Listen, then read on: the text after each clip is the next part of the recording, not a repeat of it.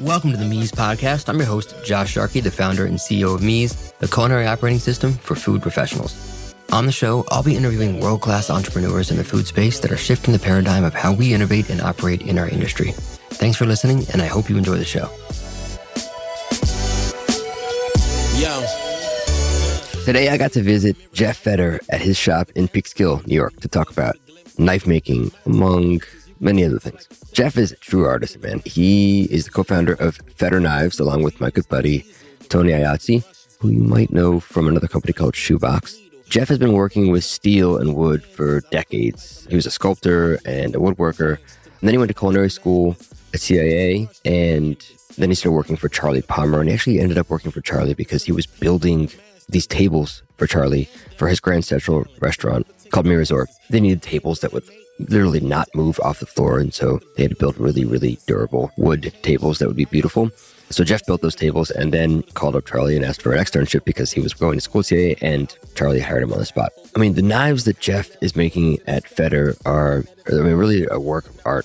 I learned so much more today about the composition of a knife, the forging of the blade, the hardening and the bending of the steel, and really just a deeper understanding of the differences between handmade knives and bulk manufactured ones. Geoff also has two really successful podcasts. One, obviously, on knife making called Knife Talk, and another more generally speaking to artists and craftsmen and women called The Full Blast. So we finish up the show hearing a lot of Geoff's takes on being an artist. Things like why you shouldn't covet your work, why he believes much of the motivation of artists might just be reliving how to get the validation that they wanted from their parents, finding happiness, and something that I really resonate with as well. You know, his belief that the only reason to be an artist is if it's a compulsion, meaning something that you have to do. Very similar to how I think about starting a business. So anyways, I had such a blast, loved visiting his shop, and I really enjoyed the conversation. And as always, I hope you do too.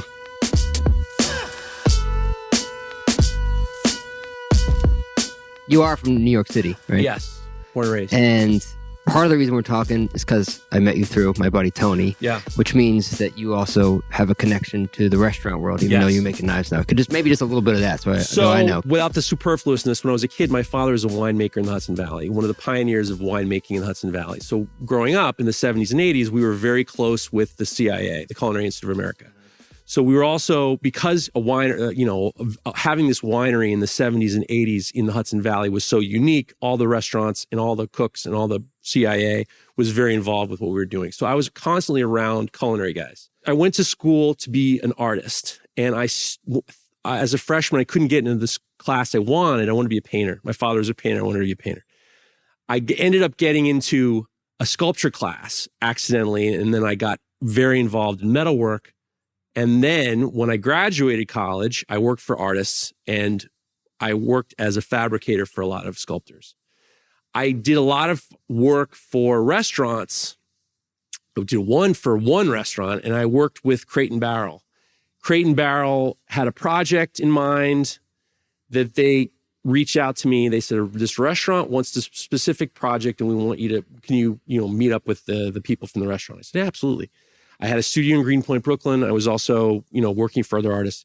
And at the time, I also started culinary school. I went to culinary school at night. I was working in the shop during the day. Why? Why did you go to culinary school? Well, I was so comfortable. My father's a winemaker. He also did a little bit of work at the Rainbow Room. And I was around cooks so much. We cooked in the house.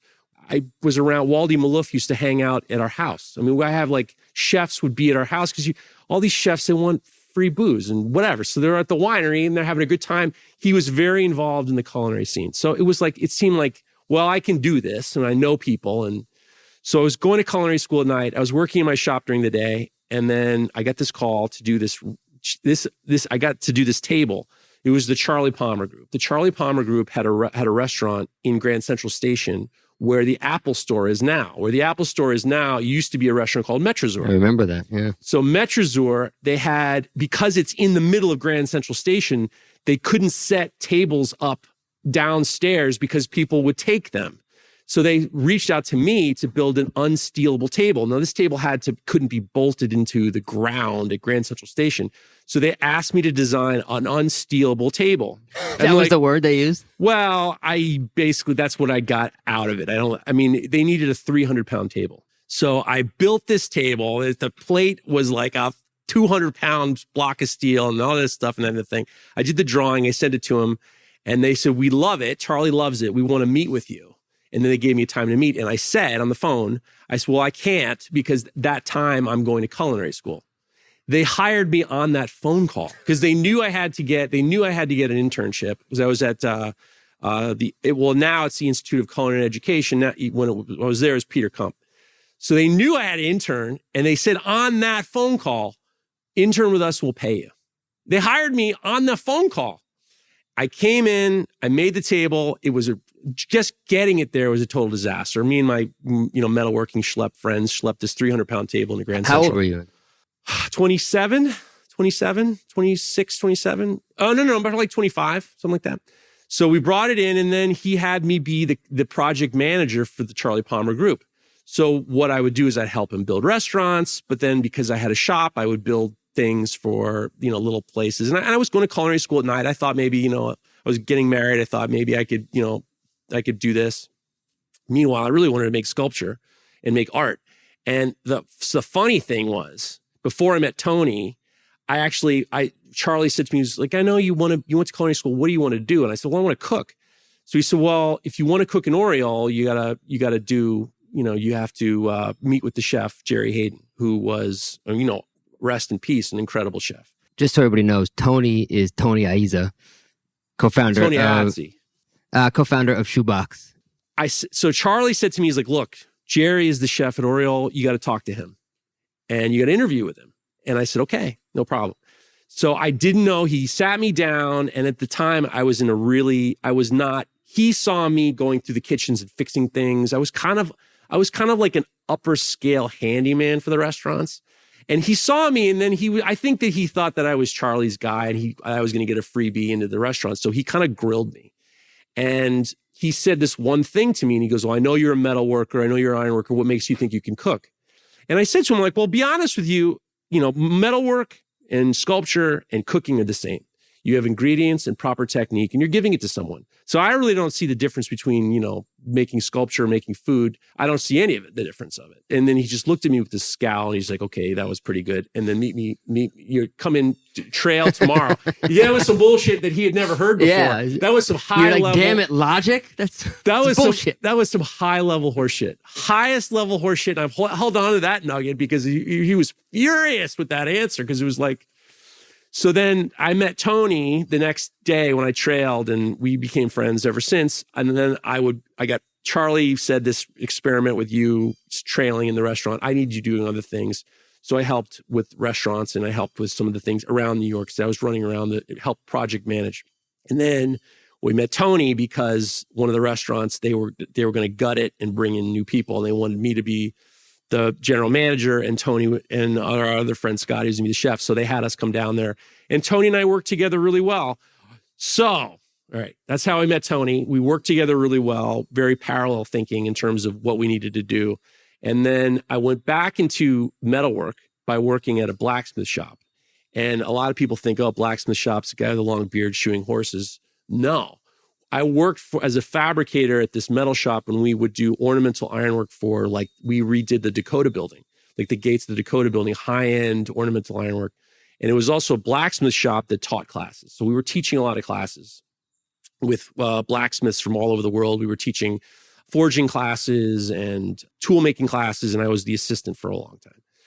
So I worked in a couple fabrication shops, and then I started to help teach bladesmithing classes, which is like a blacksmithing class, but bladesmithing is actually, so what forging is you're taking steel, bringing it to a very hot temperature, and then as it gets hot, you're able to manipulate it with a hammer and an anvil, very much like the way you would manipulate clay with your fingers.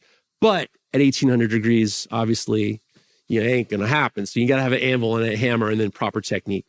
So there are expressions like, hit it while the iron's hot or strike while the iron's hot, time's on your side.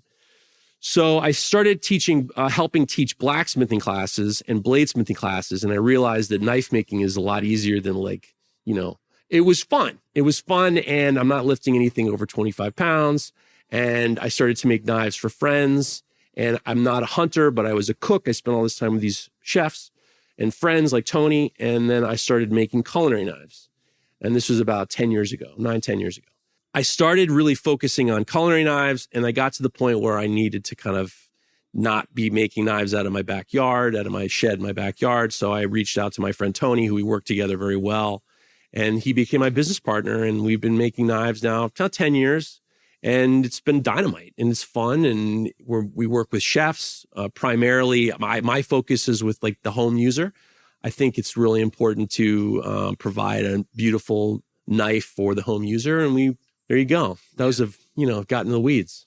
It brings me to what I want to talk most about, because I don't know a lot about it. And it's funny because I think as chefs, we probably don't know nearly as much as we should about knives. Right. And I was watching you on a couple of videos. And so I wanted to start with just like, we got a knife here. Yeah. It's pretty dope, chef's knife. The composition of a knife. Okay. So obviously I know there's a blade. Right. There's a handle. Bolster, right? Whatever that, maybe we could talk a little like what is the composition of a knife that we should know about? So there's two real different, if you're talking about a chef knife, and then we're talking about Western style, you can get in a, Asian style and Western style. You have a full tang knife and a hidden tang knife. What does tang mean? The tang is the part that's in the handle. So like a full tang knife would be when you see when you're looking down the knife and you see the steel all the way around. The cheap paring knife where it pulls off the... Now we're getting into the back in the weeds, but yes, the answer is yes. So if you can see the steel in the handle, that's a full tang knife. Then a hidden tang knife would be like a sushi knife, or what the sushi guys use, where it's embedded in the handle. It's like a stick, and then it's kind of embedded in the handle, and you don't see any of the steel at all. So there's different qualities to the different types of knives. So a lot of times a full tang knife will be a little bit more balanced because you have steel on the inside of where the handle is. And the hidden tang knife is a little bit more blade heavy because there's not as much steel in the handle. But that's another thing. It's all very, questionable. There's the scales. That's what, if you have a full tang knife, the sides that are the handles parts that are riveted together are referred to as scales. And then the bolster is that transition between the end of the handle to the steel.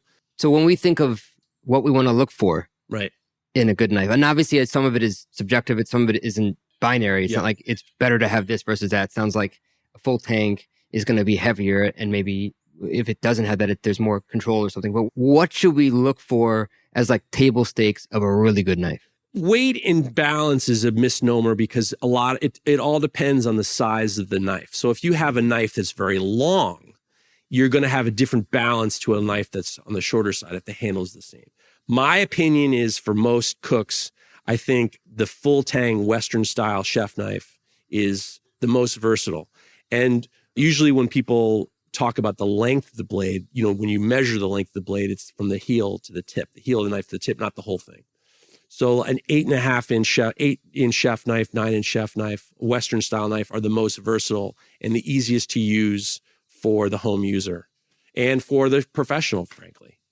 I also heard you talk about hardness. Yeah. I don't know what the hell that is. Okay. So what is hardness and how do you achieve it? All steel can't make a knife. In order to make a knife, you have to have a certain amount of carbon in the steel. So like if you went and got a piece of rebar from a construction site, there's not enough carbon in it to make it into a knife. So most knives that are culinary knives or hunting knives or hardenable knives, there's a higher amount of carbon in it. So what happens is if you take a wire hanger that you hang your shirt on, if you bend it, it stays bent, right? Well, with a knife, you don't want that because you want to flex. So what happens is every specific knife, there are thousands and thousands of different alloys that you can use. There's carbon steel, there's stainless steels, and most of those 4 knives are high carbon. So what each alloy has is a specific. Before your eyes roll in the back of your head, I'm going to give you the science, and then I'm going to make it very palatable. So what happens is to harden a knife, every knife has a critical temperature. The critical temperature is where the iron carbides in the knife go into solution, and then you reach that temperature, you hold it at that temperature based on the steel it is, and then you quench it either in oil or water or between plates. You want to bring it down to a very specific temperature. And what happens is the solution goes into a crystal structure. That makes it hard. very much like creme brulee. So you have a pot of creme brulee, and then you put the sugar on top of the creme brulee. If you think of the sugar as the iron carbides, there's no connection with the individual granules of the sugar, right? They're just granules of sugar, right? But if you bring a torch, there's a specific temperature where the sugar all goes into solution, right? And then all of a sudden you have this soluble puddle on top of your fucking pudding or what, custard, whatever, creme brulee, right? That's the critical temperature of your sugar. And then as it cools, what happens? It turns into a crystal structure that you can knock through with your spoon. So that's what's happening with your knife. Now, with the creme brulee, you knock it through with your spoon, right? Well, if you harden the knife, that is the case too. If you just, you bring your knife up to critical temperature, you quench it in oil, and you drop it on the floor, there's a very good chance that it can break, can crack like glass, crack like the top of the creme brulee. So what you do is you put it back into the oven at a lower temperature. So let's just say, for argument's sake, for stainless steel, I'm bringing the stainless steel up to 1925 degrees Fahrenheit, and then I'm dropping it down as quickly as I can, specific to the stainless steel, to below 700 degrees. Afterwards, it goes in the oven to temper. And what the tempering is you're bringing it to a lower temperature, 400 degrees, and that relaxes the iron carbides and everything in the knife, and then it allows you to be flexible.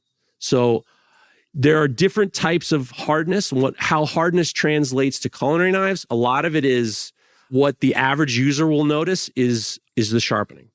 Because the harder the knife is, the harder it is to sharpen the knife. There are ranges in which different knives are hardened. It's usually, when I get a customer tells me about the Rockwell, the hardness, my eyes roll to the back of my head, because it's like you don't really truly understand what you're talking about. But at the same time, you can have very high hardness knives and very low hardness knives. And then as a knife maker, it's my job to give my customer what the best I think is the best.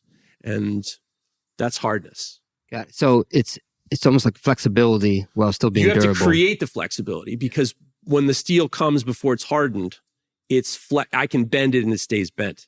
But what I have to do is I have to transform it from being annealed or regular to, when I flex it, it flexes. When I bend it, it flexes back. And then you also, part of that hardness is you want to make sure that it's soft enough to work, but it's also soft enough to sharpen, but it also has to be able to hold an edge. And the tempering allows you to gain some strength and durability. And the way you heat treat allows you to have control over the durability of the edge itself. Yeah, I'm thinking of like a fish fillet knife right now that like bends. Right. Well, really. Here's what's interesting about a fish fillet knife. A fish fillet knife, a lot of it is I can heat treat a chef knife and a fillet knife exactly the same. And I'll have different results. And a lot of that's the geometry of the blade. So a chef knife, you look at this chef knife you have here, the thickness is 3/32, which is a little bit under 1/8 of an inch, with over a 2-inch heel, right? So I have a triangle. The geometry is a triangle, right? But if I have a fillet knife that's only 1 inch, and I'm starting at a 1/16 of an inch, it becomes, as thin as it goes, it becomes more flexible because of the geometry of the blade itself. So I'm not heat treating it any different. Yeah, that makes sense. And then when you're buying like stainless steel, Yeah. like I think about when buying it for, building out kitchens, you have different gauges. Right. You have to lower the gauge. Yeah. Is there a specific gauge you have to buy, or does it matter? Most knife making steels or hammer making steels, I buy when I make hammers, I forge hammers for myself. You're getting very specific sizes you can't get it from home. I can't go to Home Depot and get some 440C stainless. And I got to go get it from a knife supply. Yeah, go to Brooklyn or something.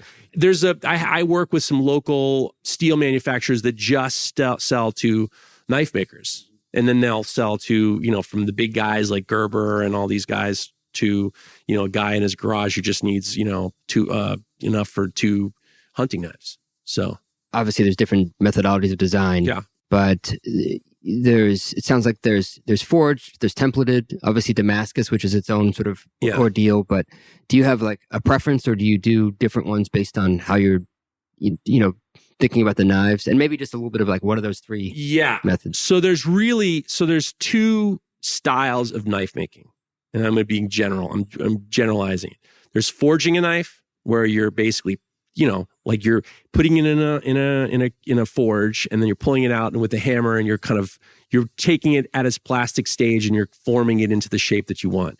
And stock removal, which is you're getting steel at a specific size, like let's just say I want 3/32 by 2 inches. I will use a bandsaw or grinders and cut it out, or I'll use a water jet and then I'll have it cut out. So it's not gaining or losing. It's a true preference. Like, especially there are certain knives that can only be forged, like with an integral bolster. And I'm sorry, I'm throwing it more at you. The integral bolster has like a forged lug on the front of it that you'd be grinding this until the rest of your life in order to accomplish it. So there's the idea behind forging in and of itself. We used to be, back in the day, there was a very limited amount of material. You couldn't go and order, back in the, olden days, you couldn't order steel. You were making the steel. So it was such a finite material that you had to learn how to be efficient with it. So forging allowed you to be efficient with the material that you had, and you weren't wasting anything.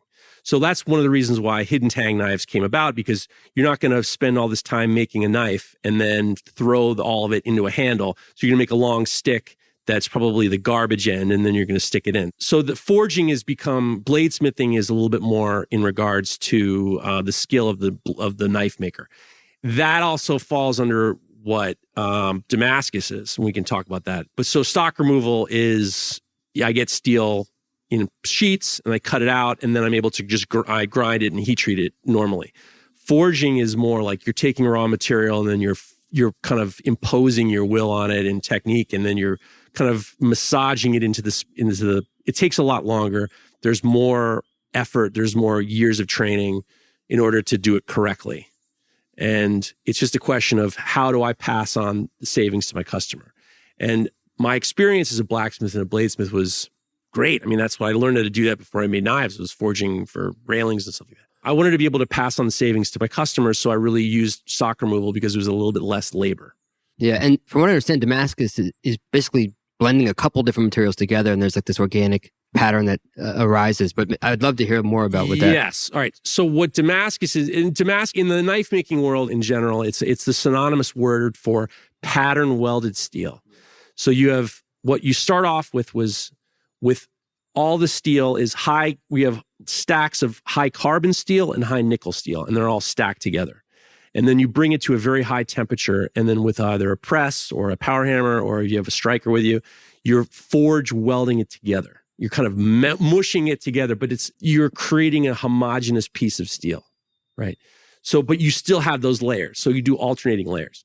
And then you draw it out like you would make candy cane or something like that. So like a candy cane is perfect. Or I got one better for you, croissant. You have the butter packet, and then you have the flour packet, and then you're mixing them up, and then there are layers and layers and layers. That's the same thing with Damascus, except for you have high carbon steel and high nickel steel, and then you're forge welding it and then drawing it out, cutting it up, forge welding and cutting it up, and cutting it up and forge welding it and then putting it to the knife that you want. Once you grind that steel and hand sand and get it ready, you won't notice that there's any pattern until you put it into an acid.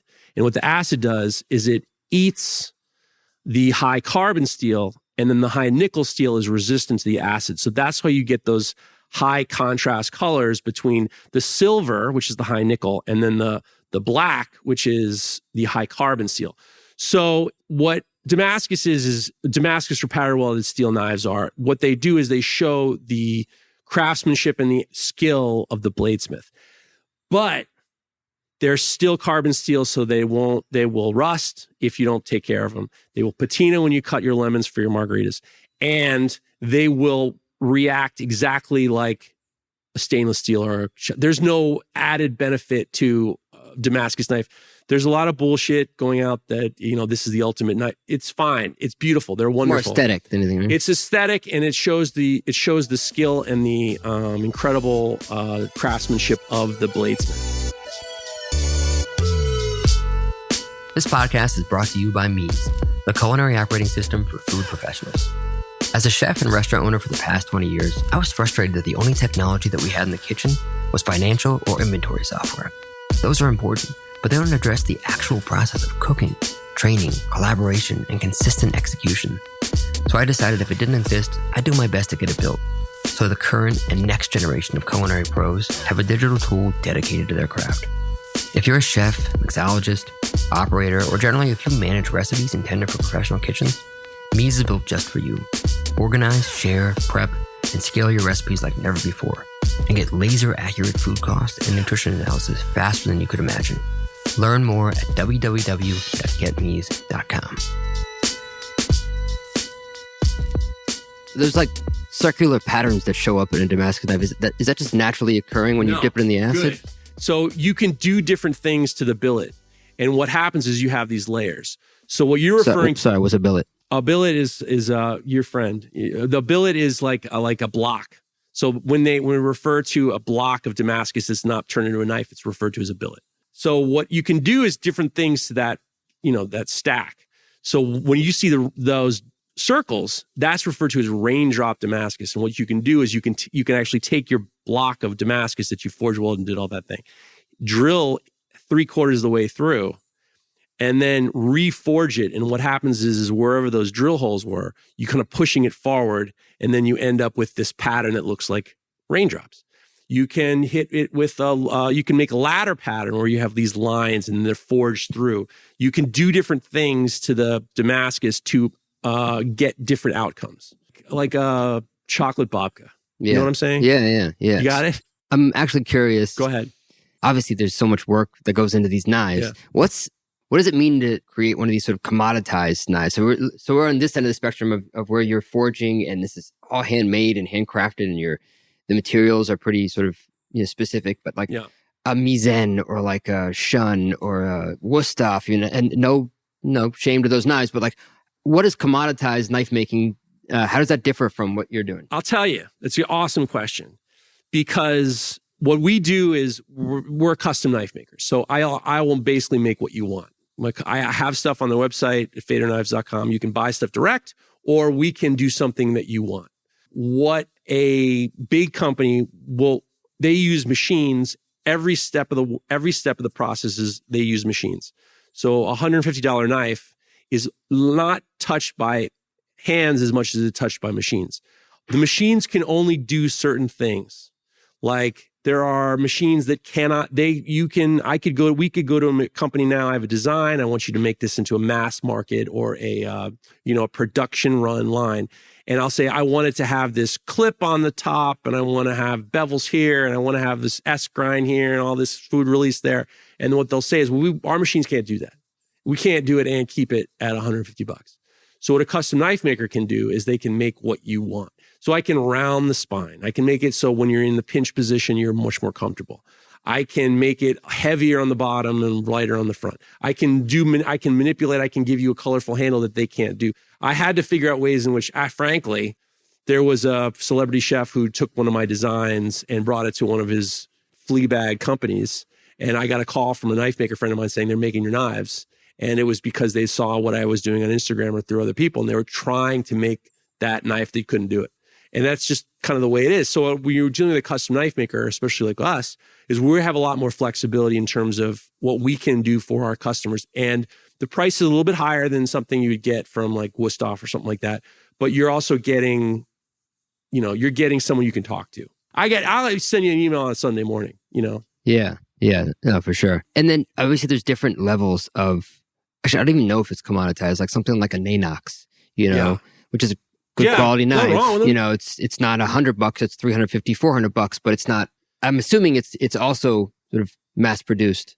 Yeah. So what is the difference between sort of that very, very mass produced to something like a Nanox and I think we already know how a Feder knife is made now. So like frankly, I don't know. The answer is I don't know. The only company that has really done a very good job in terms of transitioning into making something as custom as possible, looking as custom as possible, and making that transition between and I am not, is willing, used Bob Kramer, who's one of the OG knife makers, and they did their version of his knives. In regards to the different qualities, steel's different, the production's different, the material's different. I can't really speak on production costs and stuff like that. When you're dealing with a custom knife maker, you're getting you're getting a person. Yeah. What for you has been the hardest culinary knife to make? I always think about how most serrated knives suck, but are there like, that's my ball. That's my jam. I figured out how to do a serrate. I figured out how to make serrations so easy for me. And I've kind of helped too many knife makers learn how to do serrated knives. Serrations are easy. And when this is all over, I'll show you how easy it is.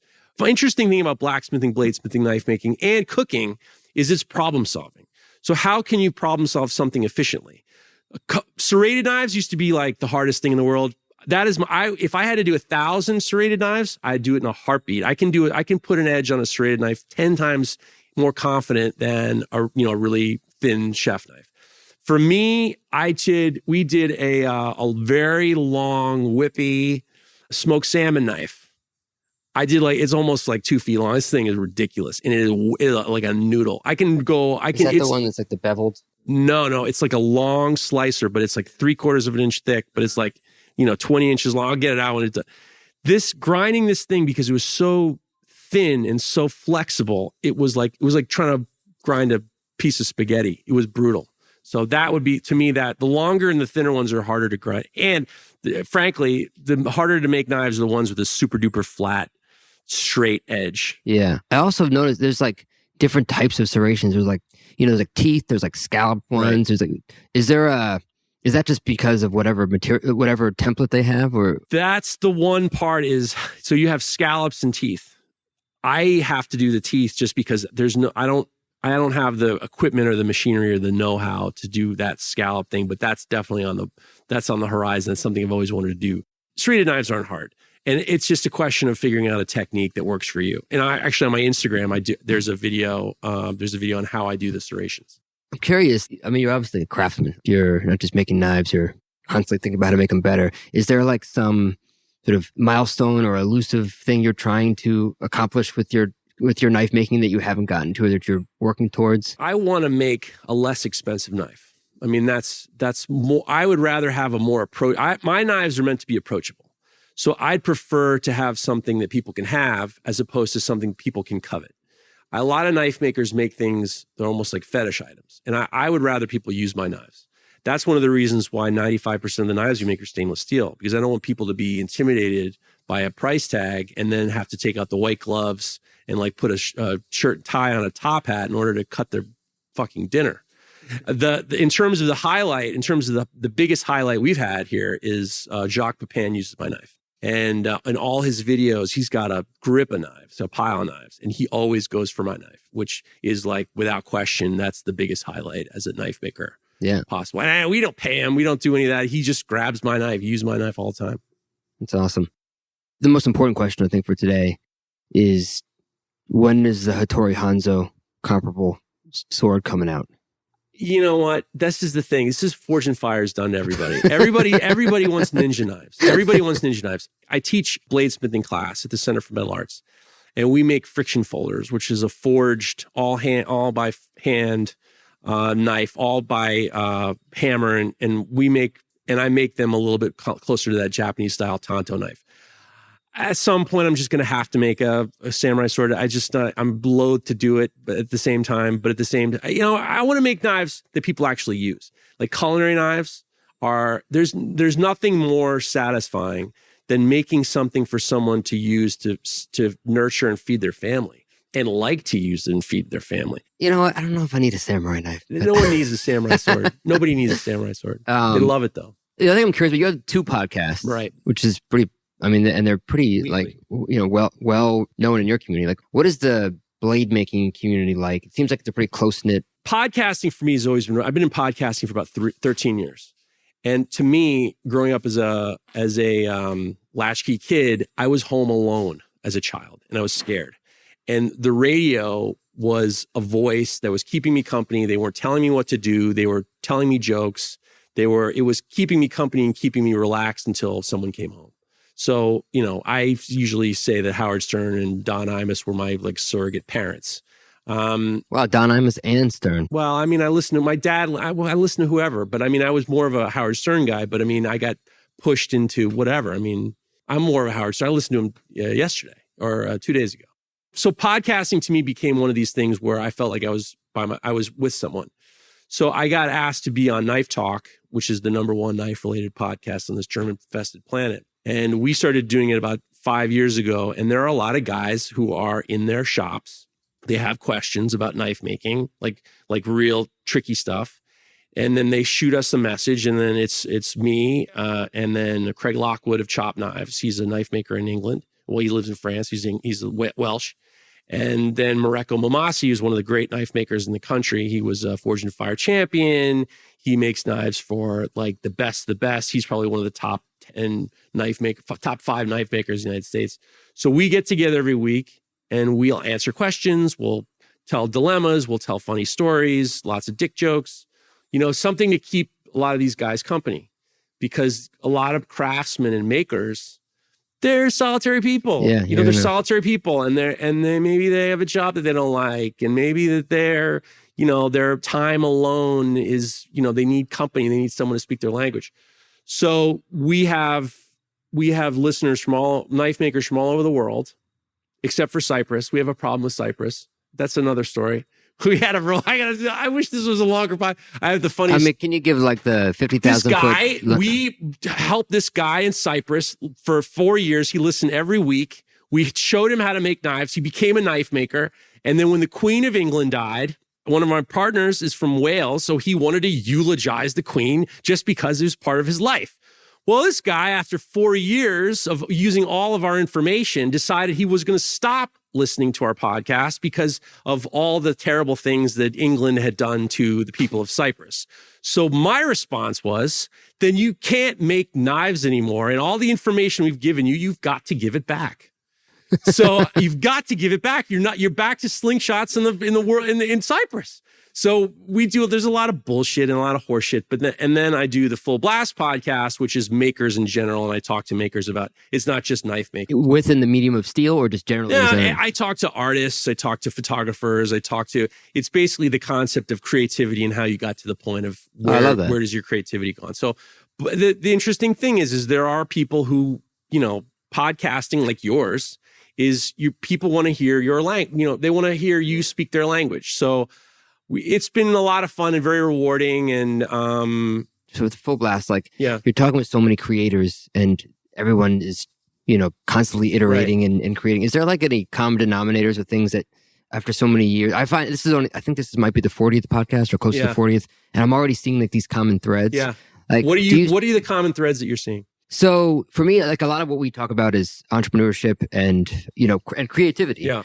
And I think some of the things that have been sort of common threads along the way with everyone is obviously surrounding yourself with really good people and being really clear with your vision, being absolutely, crystal clear with why you're doing what you're doing so that your team can understand. If you were to go deeper, the more unconscious, what would you say the more unconscious reason behind that is? Well, I think that people want to have a purpose for being. Validation. It's all like the problems, the traumas of their childhood. Yeah, that too. Everybody wants to, when you're making anything or being creative, or we refer to it as executing creativity. Mm-hmm. Like if you can figure out a way to execute creativity, what you're doing is you're looking for some validation generally with the maker community. It's all from like not getting the validation from their family, and they're looking for validation from strangers. But at the same time, it's how do you find happiness? That's so interesting you say that, because I know what I'm doing, Josh. I've been doing this for fucking 13 years, my man. I mean, it shows one, but we think about just being a chef. Right. There's so much narcissism in it, right? Yeah. And when you think about like any artist, it's like, here's my thing. And yes, of course, we love the thing, but yeah, if you try to get through some of the bullshit, you're like, okay, but you could love something and not show anybody. When I was doing sculpture full time, I had interns, and their parents would come to me and they would say, my son wants to be, or my daughter wants to be an artist. What is the reason? What should I tell them? And I said, it has to be a compulsion. It has to be the compulsion of, if I'm on a deserted island with no hope of rescue, am I going to still make sculpture? If the answer is no, then it ain't for you. So a lot of these things have to be self-satisfying, and they have to be, for me, it's changed. I'm about to be 50. And it's changed for me, and the buzz that I get isn't from making knives, but it's, am I able to be disciplined enough and execute organization and discipline in order for that to reach the goals of the day, of the week, of the month, of the year. And then that becomes my drug, so to speak. So, but most of these guys, frankly, never mind. No, it's, I love talking about this because it's, you have to have, I mean, you don't have to, but if you don't have craft and commerce, then, well, I mean, you need another job, right? On top of doing this, but like, so you have to have that compulsion. You have to love doing it no matter what. But if you don't have also some sort of desire to make people happy or create, like build knives that are approachable, if you don't also have that, then you can be an artist in a garage and just do it for yourself, but then you got to have another job. Well, but that might make you happy. And it might make you happy. Some of the best knife makers in the world, in the United States, master bladesmiths, total high acclaim, and they don't want knife making to be their job because they don't want to lose the joy of they don't want to have to all of a sudden deal with customers and deal with the troubles, and they have their job and then they make what they want on the weekends. That makes it finding their joy, as opposed to, I don't need the validation by having a big company. I'll make whatever I want, and then you want it, you want it. You don't want it, I'm going to be a train engineer tomorrow. So there's finding joy is the most interesting thing. I do have a hot take for you, by the way. I'm convinced that this is the case about narcissism. I'm obsessed with it. I was raised by two narcissists. Here's a hot take. Narcissists don't like team sports. You know any narcissists who follow the Yankees or the Knicks or any sports? They don't like it. You know why? Because it's not about them anymore. It's not about them. All right. Well, then I won, because if you need time to think, I know 5 narcissists who are betting on the Jets this weekend. I ask people all the time. I ask almost every guest now. Go ahead. And so whether they're a writer or they're a chef, like if the question changes a little bit, but for example, if you were a writer and you wrote the greatest book you've ever written, and you know that it's a Pulitzer Prize winning book. You know it. You know that it is. Or, or you're a chef, you create the most incredible dish. You know it is the best. But no one else could read it. No one else could see it. You build the most incredible knife in the world. It is. This has just like hit the pinnacle, but no one else other than you could ever see it. Yeah. Would it still feel the same? I don't covet my work. And I learned at an early age as a sculptor that coveting your work is a mistake. And the reason why is because if you find something that you think is the masterpiece, what happens is you set this terrible guardrail in your brain that it's not going to get better than this, which is a terrible way to be creative. If you think that this is the best thing I've ever made, and you have to be able to take your work and get rid of it. So when I was making sculptures, there would be one sculpture that I really, really loved and I didn't want to sell. And the problem was I felt as though I realized that makes me think that I can't do it again or better. The key is I don't really think about stuff. I make it and then I let it go. Because if you don't believe that the next one's better, you're out. So, and it doesn't mean the next one has to be better, but you need to know the potential that like you can do this again and you'll be just as happy. I love it, man. Wise words. That's a good place for us to transition here. Where do people find you? How can a chef or anybody find your knives? Fader Knives, FEDERKNIVES.com. I do a lot of bullshit on Instagram at Fader Knives. And I have 2 podcasts, the Full Blast podcast and Knife Talk. They're both very approachable. You don't have to be, you don't have to know everything in order to get it. Wherever you get podcasts. But Fader Knives on it, faderknives.com is where you can buy knives, or you can also send us a message if you want something specific. And we rarely say no. We say no sometimes. Like sometimes a guy will want something from a movie, like a ninja sword from a cartoon. Like a Hattori Hanzo? Like a cartoon. No, like a cartoon. Like a guy will say, hey, do you think you can make this movie from this? And we got to watch, you got to watch, 30 minutes in on episode 5 of this movie. You make that. I don't do that. We don't do. But okay, no cartoon knives. Whatever you want. Awesome, man. This was great. Appreciate it. Thanks for having us in your knife home. Josh, it's a pleasure. Thank you very much. And I'm with you. Thanks for tuning into the Mies podcast. The music from the show is a remix of the song Art Mirror by an old friend, hip-hop artist, Fresh Daily. For show notes and more, visit getmees.com/podcast. That's GETMEEZ.com/podcast. If you enjoyed the show, I'd love it if you can share it with fellow entrepreneurs and culinary pros. and give us a 5-star rating wherever you listen to your podcasts. Keep innovating, don't settle, make today a little bit better than yesterday, and remember, it's impossible for us to learn what we think we already know. See you next time.